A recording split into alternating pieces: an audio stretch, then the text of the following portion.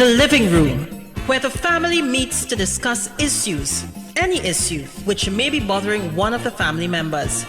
That's what we do each and every Tuesday on WAC 90.1 FM with Ricardo Mitchell and DJ Aaron868. We have casual conversations on serious topics, from sports to culture, mental health to economics, relationships to life lessons. Join us each and every Tuesday on WAC 90.1 FM. The living room, casual conversations on serious topics.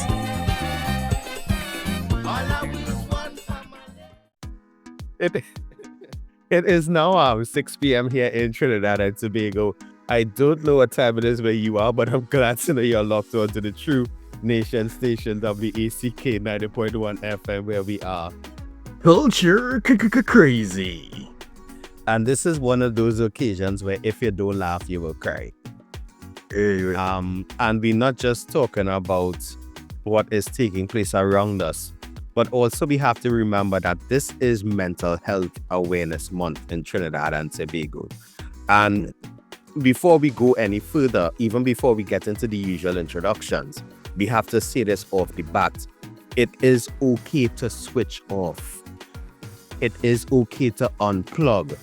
We know you want to stay abreast of all the latest information, but sometimes that is to your own mental detriment. It is okay to switch off. Now that that's being said, Yes. we must say thank you to those that went before us, and we are not just talking about our ancestors, the original inhabitants. Hold on. We have started the program properly. Sorry, right. First and foremost, must give thanks and praises to the Almighty for granting us the gift of life and seeing another day. No matter what time of day it is, you must always give thanks. Secondly, we must say thank you to those that went before us, and we are not just talking about our ancestors, the original inhabitants of Trinidad and Tobago, because we all know, accept, reiterate, and say it with the chest that Columbus lied, but also to our brother in music, Tony Prescott, where the P this week stands for Portation, Aaron. Portation. I was going to say precedented. I was going to say practice the pause. You know what? Let's each explain why we chose our P word. You go first, since you had two, and I'll come in. Yeah. Well, the portation in the first place is because last week we had an incident with the use of the port. A port. Point. Last week or this week? You're talking about that? Oh, we're going back to that one. Okay, right. So we had an industrial issue, right? Then we had a vessel being parked at the port in Port of Spain that required vessel is parked at the port. Is parked at the port in Port of Spain. Then because the vessel parked in the port in Port of Spain, right, they need to use the ports at Point Lisas. And they have been told that they have to pay to use the tugboats, etc. in US. In us. Right? In us. Gotta pay in us. And then they have to pay us. See what you did there. Yeah. And then, right, I was told, I read in several headlines and in newspapers, so on and so forth, including today's Guardian, that there is one of the potential courses of action over the near future will be the deportation. What is the word that is used when they're sending it back home, right? Deportation? That's what it is. Yeah. Of illegal Venezuelan immigrants in the country. Purportedly as a response to the suspension of gas deals between Venezuela and Trinidad and Tobago. So, is a tit for tat in that scenario? Well, all I'm saying is that ports involved. Then ports involved. Of various juxtapositions in the word, port is a source of it. Yeah. Now I say portation. Right. Portation. The your turn, Mr. Williams. Precedented. We used to joke of we are living in unprecedented times where our generation would have gone through the Y2K. We would have gone through a depression in 2008. Then now we would have gone through the COVID pandemic. A full-fledged pandemic, an epidemic, and now we are basically at the doorstep of a conflict that may or may not happen. We don't know. Right. Why I said precedented, because I would like to go back to living in precedented times. You want pre-president. You want a pre-president. No, I want precedent. I want precedented times. When you want sedented times. Sedented times. Oh, what? These unprecedented times are very, very stressful. I'm not going to lie. And it's taking a toll on I can speak for myself. I can't speak for you, Ricardo, or for the population as a whole, or the world as a whole. I can only speak for myself. It is taking a toll on my mental health. Because before, when I used to have my 9 or 10 p.m. lock off, now I'm up late in the night, scrolling the phone to see where's the latest news. Right. I don't want to say panic purchasing, but I may throw in every week. I may throw in an extra 2 tins of peas. Which to me sounds like wisdom, considering we're in a hurricane season. As well. Which actually, the hurricane season ends on Saturday. Tell that to Melissa. And now we'll get to that one after. Right? But it puts persons in a heightened state of awareness. It puts persons in a heightened state of anxiety. And which is why I started tonight's program with saying it's okay to unplug.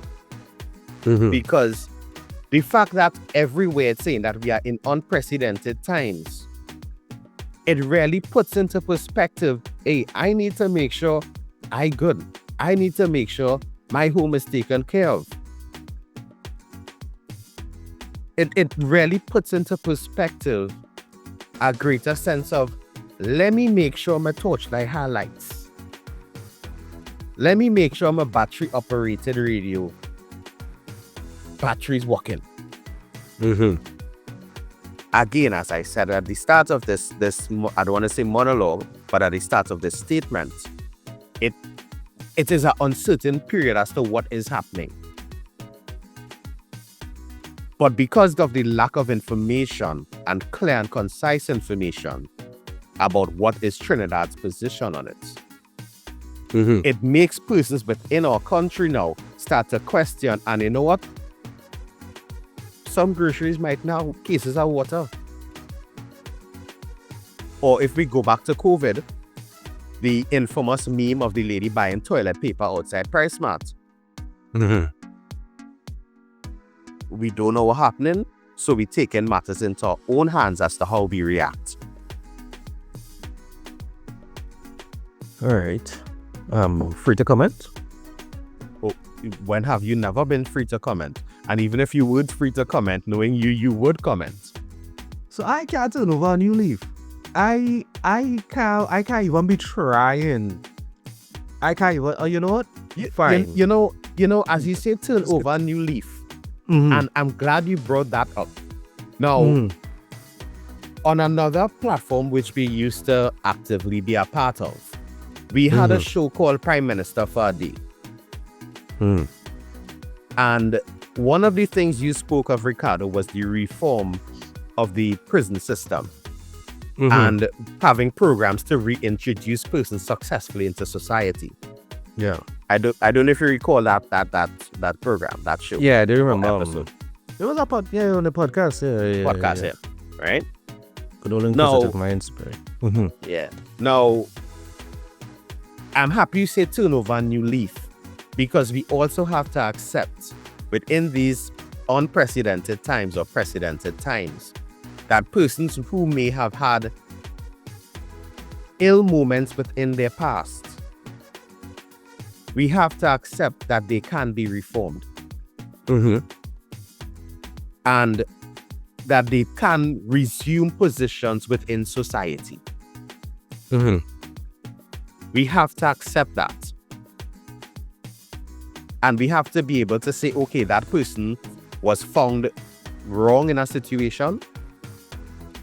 They serve the penalty for their transgression. And is it that we are supposed to ostracize them for the rest of their lives? Or are we supposed to allow them to get back to a place to earn and live? I'm glad that you brought that up because it allows me to actually tie your point into my second point, which allows us to move forward with the conversation. So, have a little liberty.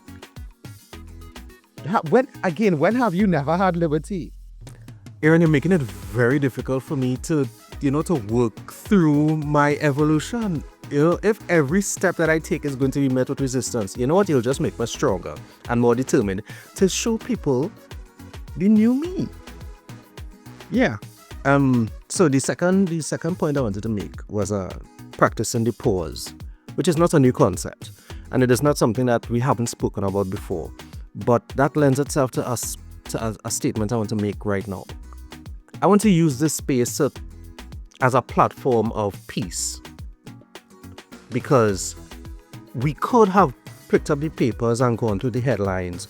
We could have scrolled through social media and, pontificated as to what was going on and what we think would go on and so on and so forth. But in true living room fashion, Aaron and I, we took a slightly different stance. We started the episode laughing because of comments that I'm not going to make on air. But we started the episode laughing, and it was a reminder that it is a necessary thing.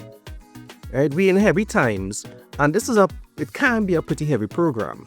So what I was thinking was about practicing the pause was, as you said, Aaron, put on the phone or 2 minutes. Put on the phone or 2 minutes. If the article or the person posted status at 6:03, your life going to be the same at 6:05, 6:10, 7 p.m., etc. You could take a minute and rest down the phone. Right? There's such a thing as information overload, which lends itself to a lot of what we're seeing going on. It is an actual media blitz playbook to continuously flood you with information, misinformation, disinformation, and distraction. So while we are up in arms at every new headline and every new hyperbolic position, we seeing people being panicked and energized and charged with every new ripple on the water. Literally, the papers this morning talking about panic buying. Is mountain in a hurricane season. So if you're seeing people, hurricane season finishing Saturday, even though Melissa don't know. Can I interject on your point there? Go for it. I for one bought into that media circus. On Sunday, I went to the grocery on Sunday morning. And usually I could get everything at that one grocery that I go to. But for some reason, a lot of the things which I usually purchase were not available. And when I got back home, I opened my social media app, which happens to be blue, like the jersey you're wearing. And that same concept of panic buying came up. And before I critically analyzed it, that it was month end, I regurgitated that rhetoric. And then only once I sat at my desk yesterday, I was like, but wait, it's month end. So maybe it's because everybody went in the grocery the same weekend and buy everything, and the grocery didn't have an opportunity to restock. I remember last week was a long weekend. Oh yeah, it was. Yeah, I forgot that. Yeah. Right. Long weekends not the same anymore. Just say. Hey, listen, when you're freelancing, Aaron, a long weekend or a public holiday, they don't mean nothing to you except maybe more time to do the things you'd be doing anyway. But that's beside the point. What I want to present a possibility is that correlation does not equal causation.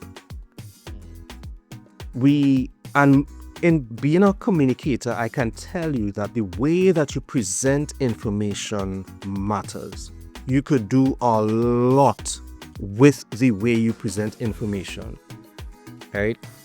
So I'm looking at, there are things that, it's like reading the Bible, right? In 10 people will read the same verse and come up with 10 different perspectives. But it's kind of like reading comprehension, right? 30 children will sit down and read the same passage, but not everybody going to extract the same information. They're not going to answer the same questions the same ways. Interpretation matters. So while interpretation matters, the presentation also matters. And a lot of our journalism is rooted in getting the most vociferous response from the reader/viewer as they possibly can. It's nothing new. Newspapers were always sold by headlines. Because we're calling it things like clickbait now, don't change it. Right? There's even a term called above the fold, which is where you put your most captivating sentiment headline above, because papers was big now. So by the time the papers folded in half, you want certain information above the fold, so that's what people seeing. Clickbait is pretty much the same sentiment, where they want to make sure that certain words end up in the caption that is viewable before it trails off into the dots and see more. You know, last week, either Thursday or Friday, I was having a conversation with a co-worker, and that same thing came up in terms of the composition of headlines. Mm-hmm. And it continues to sit with me that we as a population think that times have changed. Yeah. Times have changed, but a lot of principles and fundamentals remain the same. That's right. A newspaper has now shifted from that big tabloid that we used to have a long time, where the above the fold was the principle, to the smaller newspaper that the major headline on the front page is the principle, to the headline online or the heading before the link for the actual article is the principle that captivates your attention. Yeah. But similar to other things, a lot of us don't take time to read the articles. So as I was explaining to that same co-worker, which is why every year subsequent to the budget presentation, I take the time to sit and look at the Standing Finance Committee. Because the budget presentation, just like a news headline, only gives you line points, things that will captivate your attention. But the detail, just like within a newspaper article, is what is presented in the Standing Finance Committee, where the appropriation lines are presented, questioned, and answered. So I think what we as a people, as a population, have to take stock of is the fundamental principle of above the fold or headline has not changed. We as a people have to accept that we have stopped reading the article attached. Well, in all fairness, Aaron, and I'm going to say this unapologetically, a lot of what passes for journalism right now is not. So reading the article might leave you no better than had you not read it. And I'm saying this as somebody who has worked very closely with people who've taught journalism. So much so that you read an article, Aaron, and the information that it is a race to get the information out first. Reliability or clarity are no longer as important as getting it out there first. And you know why getting it out there first has become important? Because we live in an age of information where if you are not first, you are dead last. According to Ricky Bobby, if you're not first, you're last. All right? And that's one of the greatest movies ever.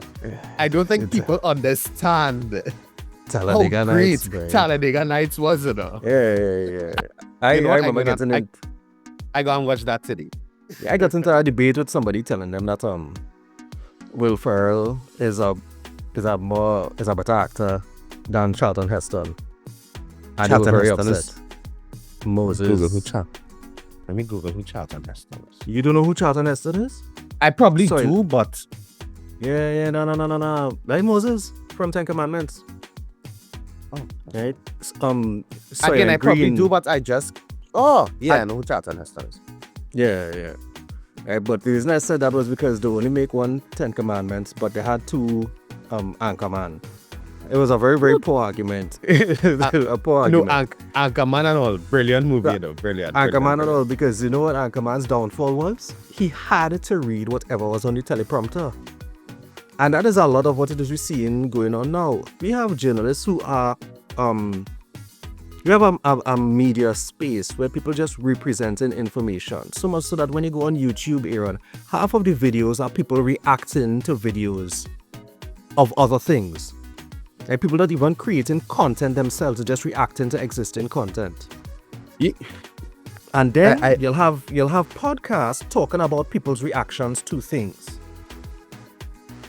You know, there's a guy on TikTok. All he does is comes and oh wow. All he does is comes on and reads the headlines and the first paragraph of newspaper articles. That's all he does. Hey. And every day he comes across my feed. Interesting. And I watch it like I'm trying to minimize the time in the hope that if I minimize the time I watch it, it'll stop coming across my feed. But it makes me wonder, as you just said, where's the real analysis in these things? But again, we live in an age where people, as not just the news houses, even the individuals out there, they just want to put something out first. Right. So several years ago, I remember talking about the fact that we've moved from the information age to a communication age, which would require that our ability is no longer in finding information, but in being able to separate the sense from the nonsense, or to communicate clearly, or to get attention in a space that is oversaturated with communication. Long talk set aside, all the information that's available, and we have a generation that grew up in the information age that don't know how to use Google and YouTube to find information. Woo! So it's the equivalent of you being in the industrial era, right? And you can't get a work in a warehouse. You can't get a work on an assembly line. Or even being in the frontier era of the gold rush, Oklahoma in the 1800s, and going on the road and you don't know how to pick it up. We have a generation, and it is contaminating us, the critical thinkers, a lot of the people who have more experience, etc. It is contaminating us because now the culture has become one where to pause or to slow down when everybody else is frenzied makes you look like you don't know or don't care. And it makes you feel like you're doing something wrong because you're not doing what everybody else is doing. Now, there is wisdom in preparation. There is wisdom in being made aware. But let me point something out to your era. You have a rough estimate as to what the global population is right now?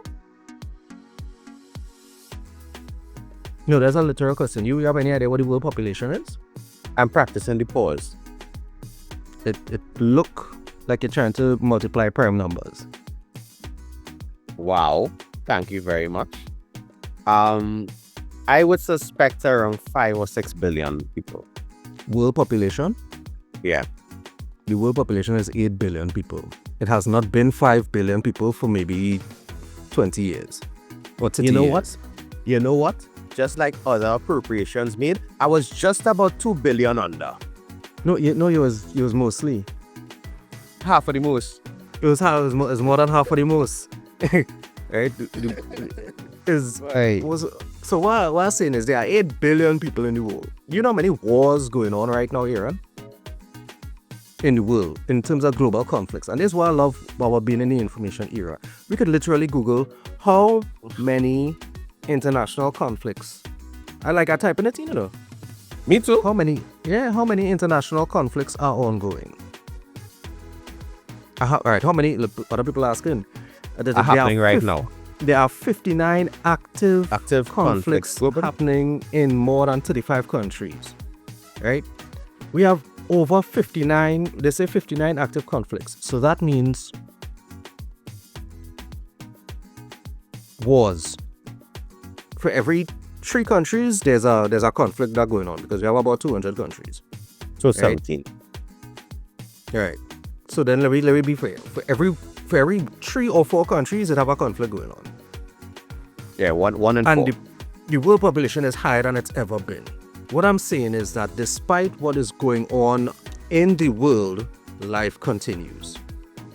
We've been on the brink of breakdown for decades. There's actually a clock called the Doomsday Clock, where they calculate how many minutes to midnight being the point at which we have complete breakdown, and whether it's mutually assured destruction via nuclear warfare, whatnot. But the minutes to midnight mentality is that we always on the brink of destruction.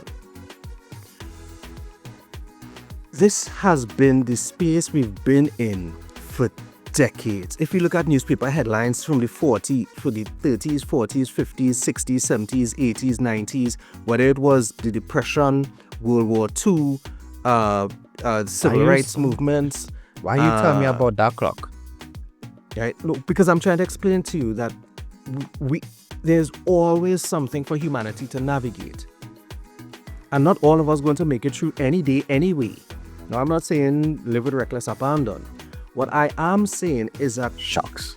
we've been programmed to believe that the sky is falling. That every day the sky is falling. Don't look up. But here the catch too. Flooding people with information to keep them in a panicked state also means that they don't put them minds and energies and efforts to anything constructive, because it don't make sense building anything if everything going undone anyway. So what that says is that what exists remains, and there is nothing new that is being brought into the earth. No solutions, no development. So according to my cursory looking at the Doomsday website, because now I have it bookmarked on my browser. As of the 28th of January 2025, it was 89 seconds to midnight. And it has not been updated, really, because everything just remains at that date, the 28th of January 2025. Right. Well, question. No. Check what time it was in the 28th of January 2005.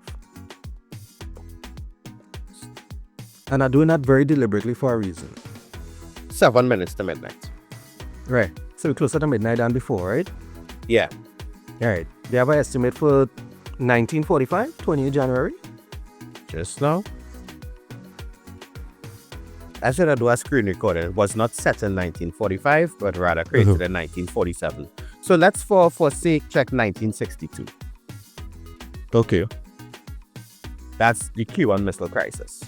It remained at 7 minutes till midnight. All right. Let's check 1976. And realize the years are checking it. You find a toy. No, you realize the years are checking, right? Yeah. 7 minutes to midnight.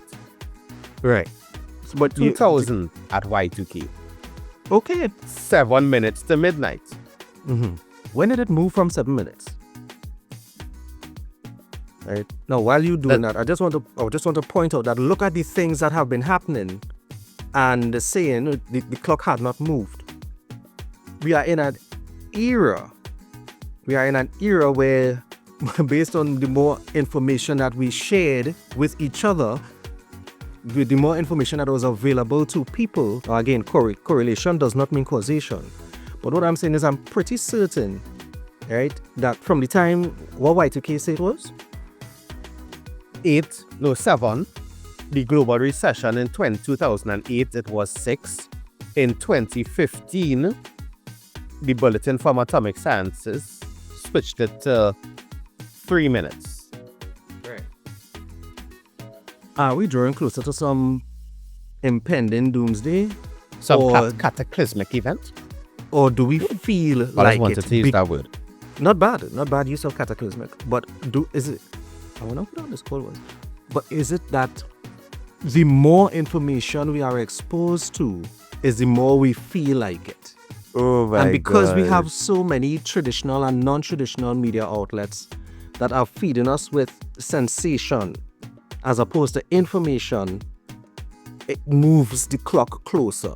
Case in point, you were in the grocery on a mountain and there were not things available.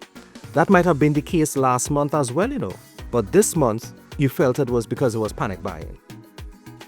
And also, I'm going to a new grocery now. And you're going to a new grocery, so you don't even know what What their trends are. Right. Now, I'm not saying that they aren't actual contributors. What I am saying is that the way we feel about things impacts the way that we view them and experience them. So is this cycle of the feeling actually motivating the experience and the experience perpetuating the feeling. And there's where journalism and media are so important, because we start to whisper into your ear how you should be feeling and it changes your experience.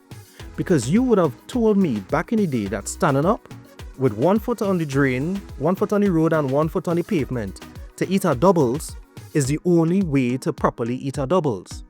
Straddling the drain, roadside. Is it not? But here the catch, what about a cat? Right? Doubles on the spot, fresh off the cart. Might be the only proper way to eat a doubles. And then somebody will tell you, But doubles on the cart with 1 foot over the drain makes it even better.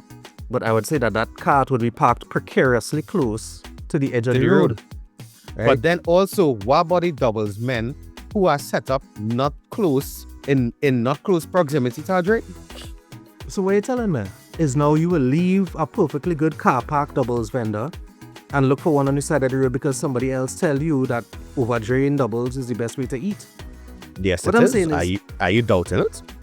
Right? Then somebody will tell you that putting sweet sauce, you will be fine with eating sweet sauce all the time until somebody come and tell you that sweet sauce have no place in our doubles, and then you could be like, We went through this with pineapple on pizza. Let's not Right. go down that road.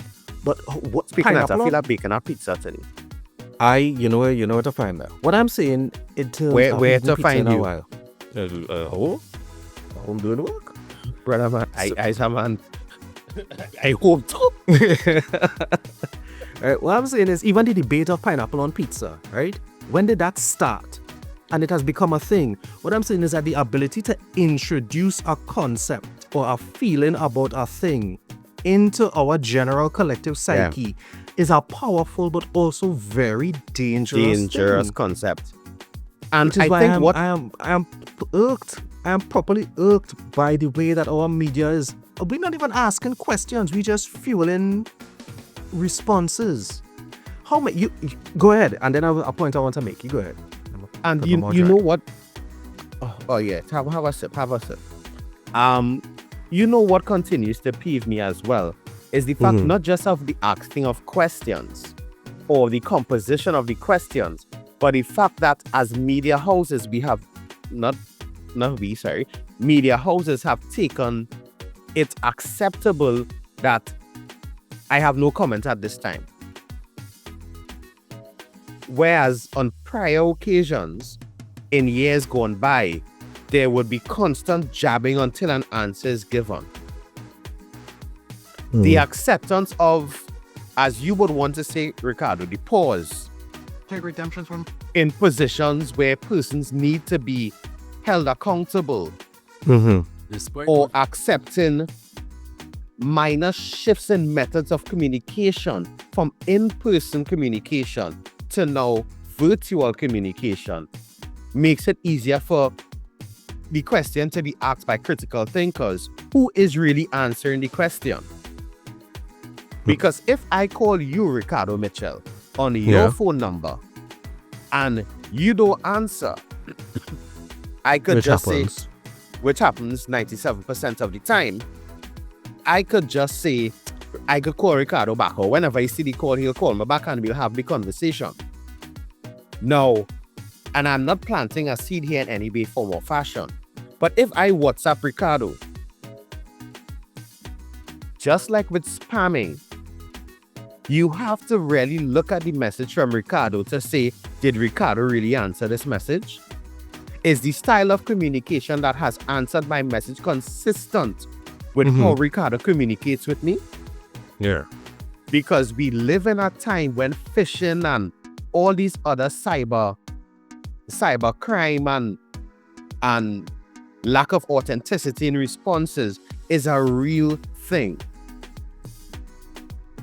So we now reached a point where if you WhatsApp somebody for an answer question, you have to really ascertain, did that person really answer the question? And the reason why I bring that up, on Saturday, I would have paid my Netflix subscription. Let's say at 12:48 p.m. And by 12:52, I got a text. If you want Netflix or 140 TT a month, text this number.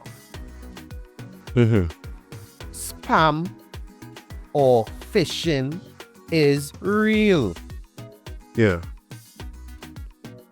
There's a lot of things going on, before you come back in, there's a lot of things going on that we have to be vigilant, because we have now shifted to a place where we no longer accept in-person communication as the main form. We are okay with emails. We are okay with text. We are okay with WhatsApp. But it really, for me personally, who has, don't want to say fallen victim, but for me who had to take action to call the person and be like, hey, did you send this email to me? I find the wording you used in the email is not consistent with your type of communication. Yeah. That is where now I, for one, have learned that you need to be careful in how you get information, where it's coming from, and making sure that the source is the real person. That leads to the point. Listen, you have a way of icing my cakes in the Aaron, and I really appreciate you for it. Yeah, I said the cake, but I never get a cake. You know what Aaron, they say you getting cake. Right? You take a black cake because I can't afford alcohol. Right? But you'll get cake this year. I want to say this year, people getting fruit cake, they ain't getting black cake. Brother, I have just now, before you get into that point, I have a black. I moved into this house about 10 years. Yeah, this year will make it 10 years. I had a Butler Black Label, I guess, a housewarming gift. That Butler Black Label is still there. I am going to drop that by my mother and ask her to make a black cake. Better she make a cake with her, because nobody drinking Black Label rum. I remember we had a bottle of Black Label rum that every year it go into somebody else's Christmas line because nobody drinking it. Yeah, boy. So you'll end up with it and then you'll carry it to the next one. So if you do drink Black Label, congratulations. Yeah, congratulations. Yeah. So I want to read something for you here. Before the episode started, I googled how many U.S. military vessels have visited Port of Spain since 2005.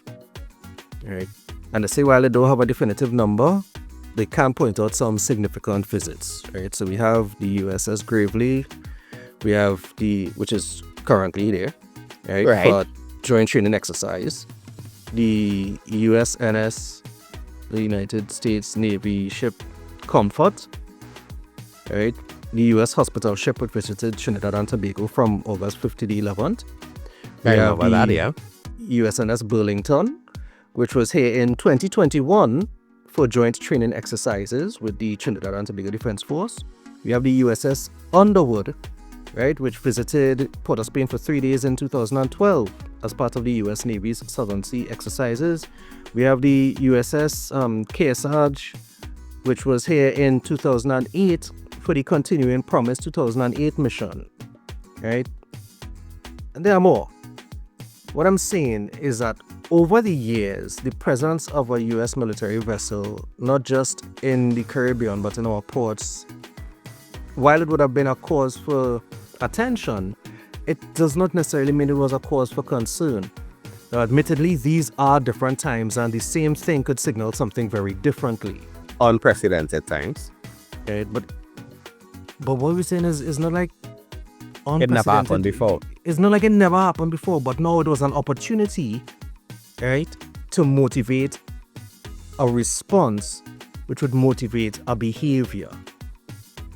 Because it's mountain, and this mountain, because a U.S. Navy vessel in town, you saw a previously held shopping experience in a different way. Context matters, yes, but we have to recognize that journalism, media has the ability to influence our context. So we could have sit down and we could have, boy, and think, and how to go, but instead, I rather, and thank you listeners who stayed on the program.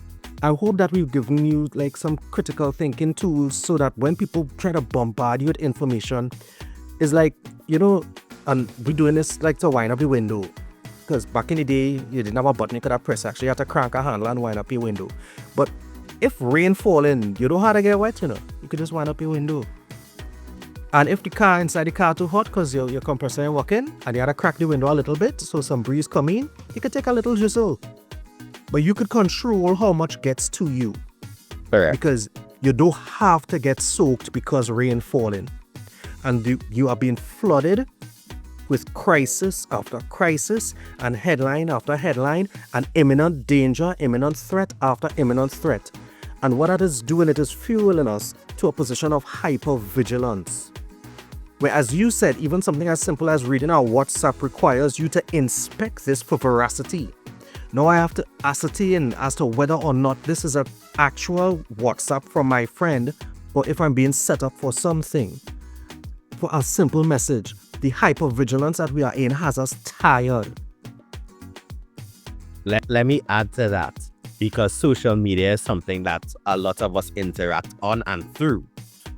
We also now have to take into stock that if you comment on a post, the person who replies to your comment, is that a real person, bot or not? Yeah. It could be a robot troll. Imagine your troll might be a program, an algorithm, a program, AI that is responding to you, and you hotting up your head and you ain't finishing your report for work, or you vex with somebody who come and tell you because you in a whole argument with an app. It have a blinking light on a machine. Blinking lights on machines is real 1960s future sci-fi computer tech, right? No, but my computer still has a blinking light. Well, then there's a power indicator or something like that, at least to let you know that it's actually running. But the reality is it don't have as many blinking lights like it would have on a Star Trek ship. But you are arguing with a blinking light is a piece of current running through some equipment here that generating words that have you heating up yourself. And Correct, you think right. it's somebody behind a fake profile spending the time typing away at you when you arguing with AI that designed to keep you on the site. Or is some Russian bot that just mining your information. And here the next thing too, right? Yes, our devices are listening, but what also happening is that the parties that we purchasing and subscriptions and apps from and that type of thing, they're selling your contact information to advertisers. So of course, when you pay your Netflix bill, right, somebody gonna offer you Netflix at a discounted rate because third party. When you click I agree and okay and I have read the terms and conditions, we saying, hey, listen, you could sell my registration information to people so that they could target my ads. Right? Do you think targeting ads means that you wouldn't get ads from things that are unattractive to you? It really means that it has certain people that we will sell your ads to because you are in the demographic that they're looking for. But what I'm saying is that we are being bombarded with information and it could wind up your window. And you know how, we always try to, I don't want to say suggest, but we always try to speak about ways you can wind up your window. Figuratively and literally. Take a walk outside. Hey. Go in the gym.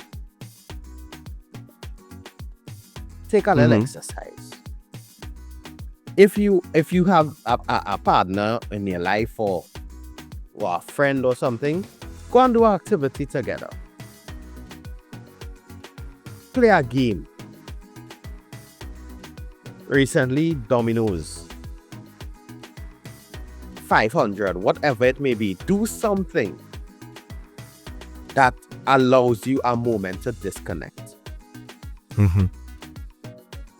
Or, if you are so inclined, even though they stress you out, your favorite sports team, watch a game. Maybe watch West Indies beat Bangladesh in a T20. Or Real Madrid beat Barcelona. Hey, Christmas coming. You know, everybody deserves a present. You know, Marcus and I have a running joke, Ricardo, that there would never be a weekend where both of our teams win on the same weekend. Yay. Oh my gosh. I know he's a Wrexham fan now. Come on, Wrexham is playing. Wrexham played earlier today in the EFL Carabao Cup. Okay, cool. It must be nice to have enough time to watch sports. I do better with my time management, you know. I'm not going to say we just spoke about it, Ricardo, where you need to be able to unplug. Yeah, but I have so many things to communicate in so many spaces here. Maybe I should really do what Kenny say and learn how to use the AI. Master technology, so technology don't master you. Exactly. You wouldn't believe I would sit now and type responses for emails and send them for the next 2 days. That is what we're talking about. That's called automating your process. I need to actually get comfortable doing that. It took me a great deal to get to that point. But was it a great deal in terms of it was hard to do, or just getting over the fact that you have to do something different? Getting over the fact, one, that I had to do something different. And two, that I didn't want to give it the notion that people felt that when they see it, well, they won't know that it's a scheduled send. They would think that I actually sent the email at that time. That they would have seen the email and be like, let me call now to try to resolve this issue. Right. And that would be the moment where now I set aside a 4-hour span for me to focus solely on something. Time blocking. That when I schedule send it, you now going to interrupt my 4-hour block because, now is the time.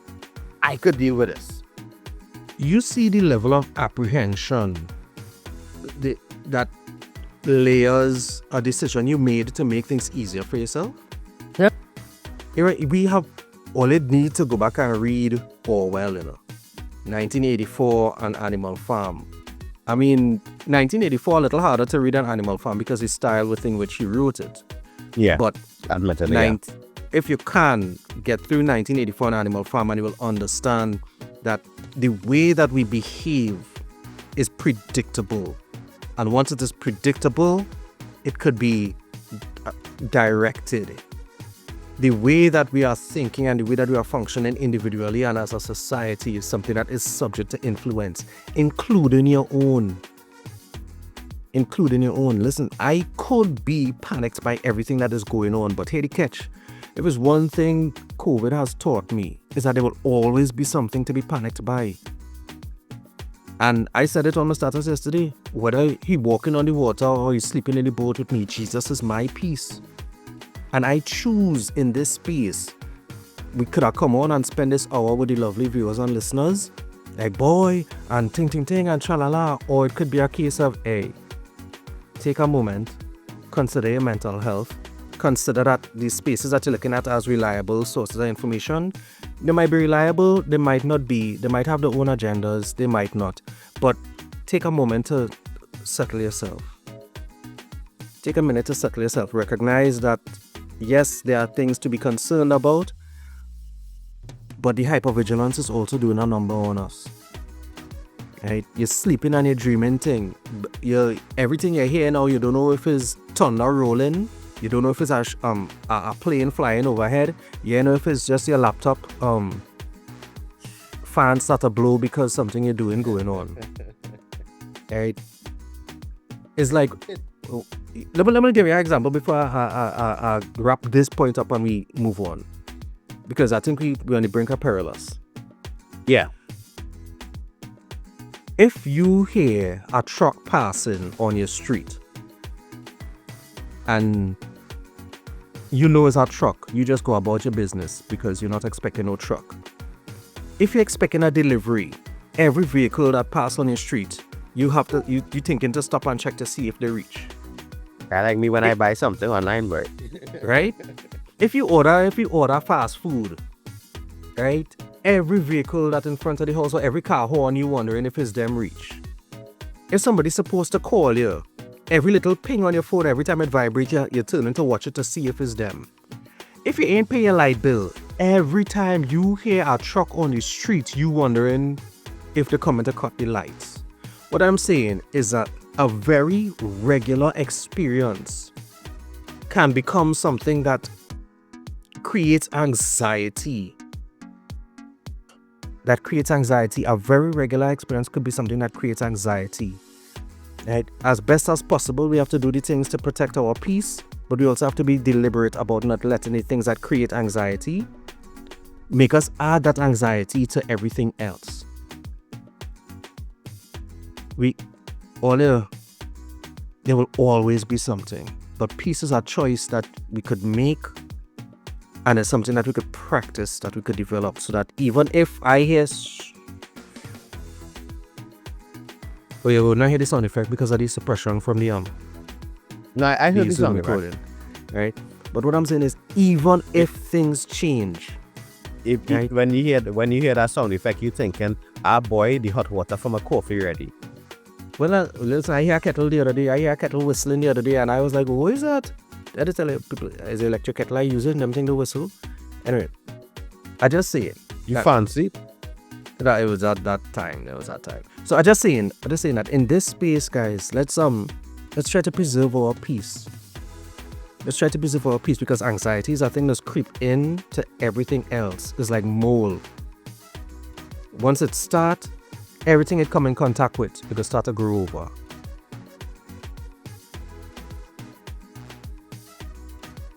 Say it does me dramatic pause. Dramatic pause. No. To add to that, in no way, form, or fashion are we denouncing the reality that anxiety could creep in moments. Mm-hmm. All we are saying is that you have to be present in the moment to know what is taking place. If you don't know what is taking place, it allows for greater levels of anxiety to creep in.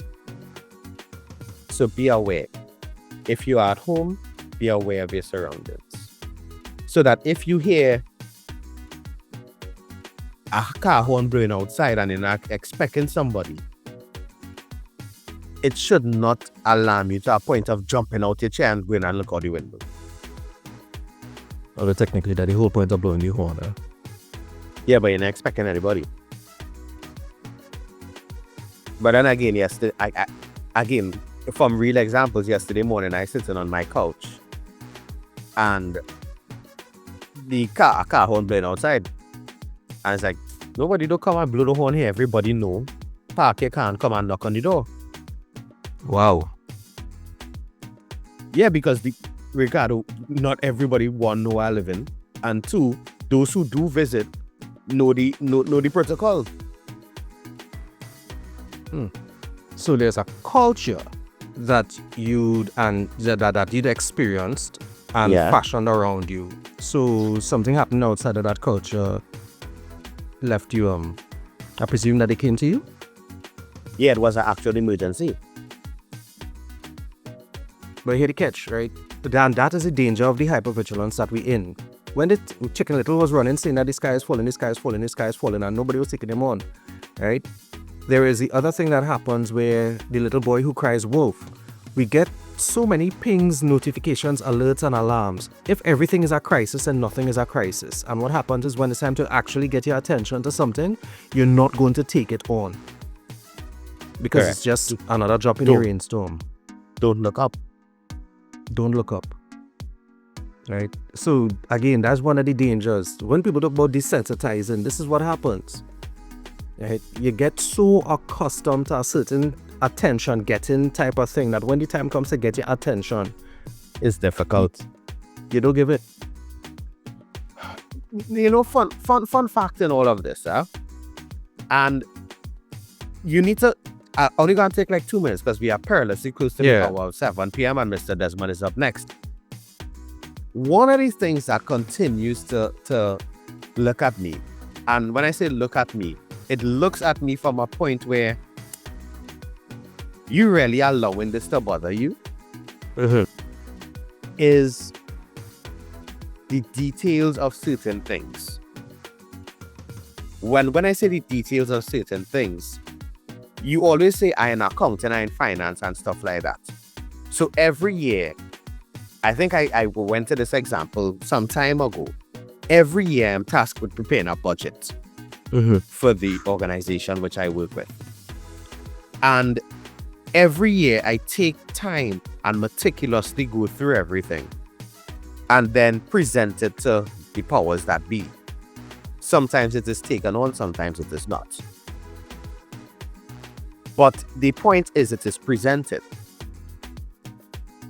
The fact that if it is acknowledged or not doesn't change the fact that I need to present it. It comes with a level of frustration. It comes with all kinds of different things. But the point I'm trying to make is that regardless of what goes on around you, you have your responsibility to complete. And as I posted on something earlier this year, if you don't complete your task, regardless of how small it may be, there is cascading effects. So and I'll just use that same example, if you don't put a reflective tape on a step, an event for 200,000 people may not be able to go on because fire find it is not a safe environment. Be mindful of the tasks that you have to complete because they are all part of the entire ecosystem that is society.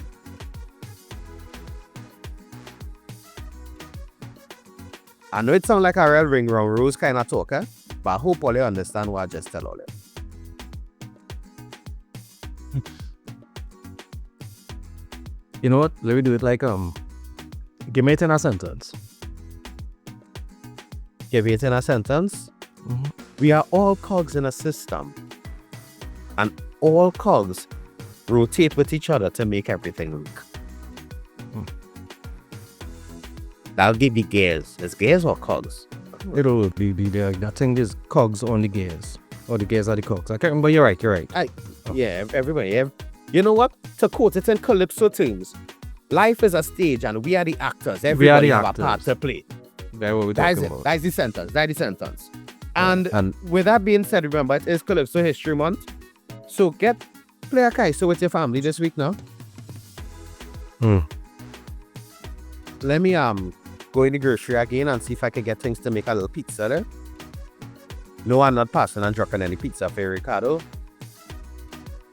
Thanks, sir. I am. Watch me. I didn't give you false hope that it would look out from a car, and it never reached. Hey, I'm mad because you know what I know you just do, Aaron? You just park and come and knock. So, I see what you did there. Guys, well, it's more of an outro than an intro because we didn't intro, but this is Ricardo Mitchell, the social sage on the global stage, the 10 city sage on the global stage. Thanking you for joining us in the living room. All right, remember, guys, your hourglass is opaque. We don't know how much time remains, so whatever you're doing, be good, stay safe, and wind up your window now, man. Wind up your window. You don't have to take all that wet. Aaron? One day I will challenge you on this 10 city principle to ask you what are the 10 cities you intend to or have visited. But I am yours truly, Aaron868. I remind you each and every time that culture is my code, and I also remind you that love is the currency, so spend some today. Let somebody know you love them. And remember, it's okay to switch off. Even 1 hour a day could help your mental health. 5 minutes could help your mental health. Mr. Desmond is up next with the big band, and if you can, switch off from everything and listen to some quality music with Mr. Desmond for the next 3 hours. Keep it locked. Keep it locked.